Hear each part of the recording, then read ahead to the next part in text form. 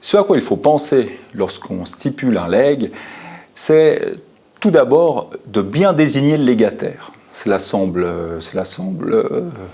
facile, mais en fait ça ne l'est pas.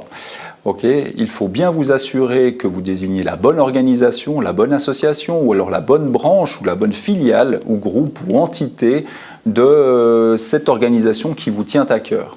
Donc il faut d'abord bien se renseigner sur la personne à qui vous voulez effectuer ce legs, et de le désigner ou de la désigner correctement dans votre testament. Pour ceci, votre notaire ou votre avocat pourra vous aider justement à identifier correctement la personne qui doit être le bénéficiaire de votre legs.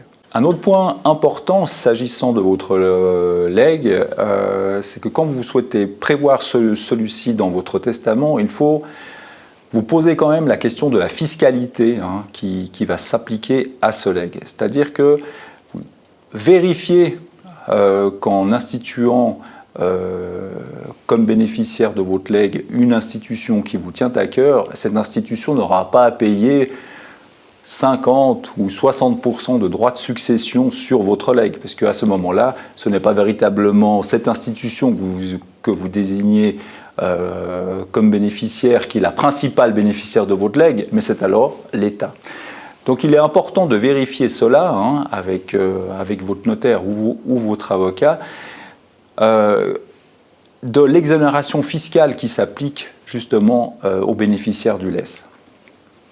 Votre conseiller pourra se renseigner là-dessus, ou vous pouvez vous-même vous renseigner directement auprès de l'institution qui vous informera s'il est exonéré fiscalement des droits de succession. Un autre élément important concernant votre legs et plus généralement votre testament, c'est surtout qu'il soit découvert.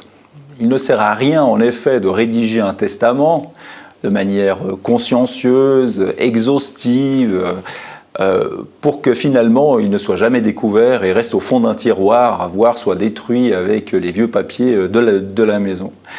Donc votre testament doit être conservé, gardé avec soin, si possible par un professionnel, à nouveau votre notaire ou votre avocat, ou confié à une autorité.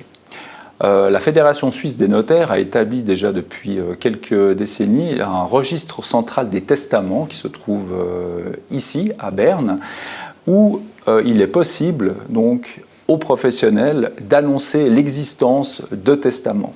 À ce moment-là, vous êtes libre d'avoir oublié votre testament. Vos héritiers, eux, seront notifiés et votre notaire pourra s'assurer que vos dernières volontés soient bien connues, non seulement de vos héritiers, mais également de l'heureux légataire à qui vous aurez confié une partie de votre patrimoine.